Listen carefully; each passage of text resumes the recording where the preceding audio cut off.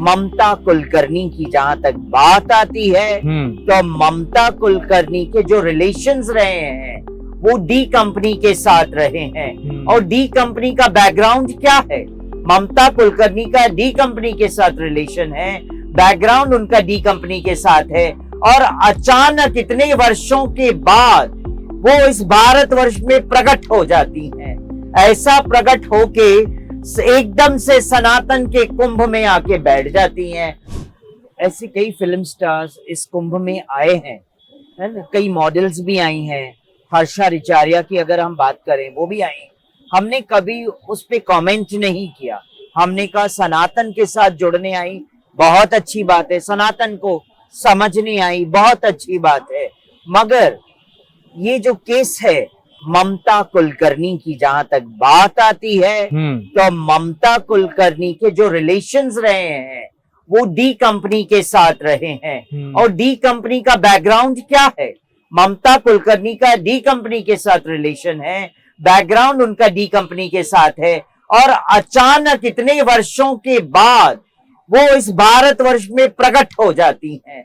ऐसा प्रकट होके एकदम से सनातन के कुंभ में आके बैठ जाती हैं और दीक्षा ले लेती हैं। तो कहीं ना कहीं कुछ इसके अंदर कोई प्लान तो नहीं है कि कोई चीज, कोई गलत गतिविधियां ना हो जाए।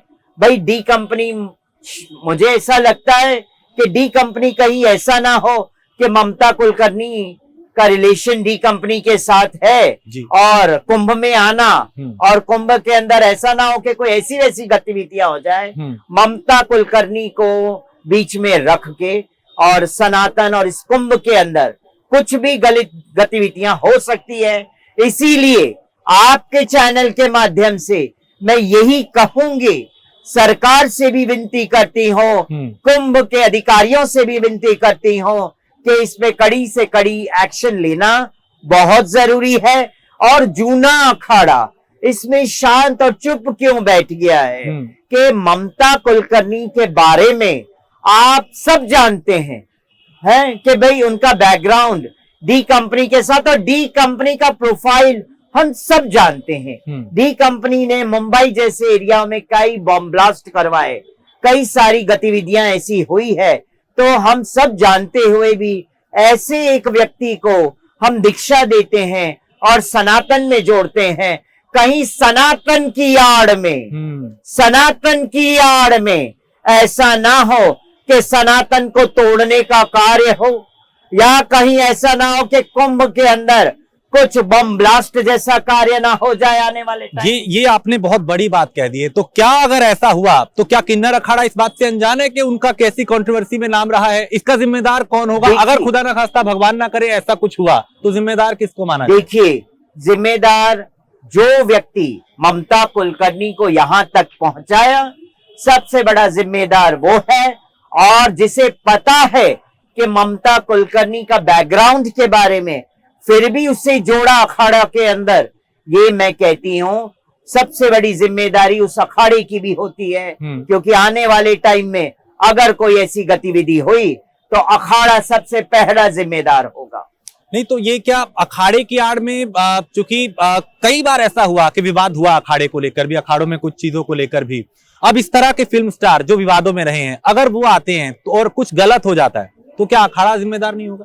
अखाड़ा पूरी तरह से जिम्मेदार होगा। अखाड़े के ऊपर उंगलियां उठेंगी कि इस तरह के व्यक्ति को आपने जो है दीक्षा देके और कुंभ में प्रवेश करवा दिया। कुंभ में, जिसमें कुंभ के अंदर हम जानते हैं कि आज की डेट में कुंभ एक बहुत बड़ा गर्म माहौल बन चुका है, सनातन एक बहुत बड़ा गर्म माहौल बन चुका है। उसके अंदर आपने इतना बड़ा कार्य कर दिया, तो मैं कहती हूँ आने वाले टाइम में आपको जवाब देना पड़ेगा। उसके लिए आप अभी से ही रेडी रहना।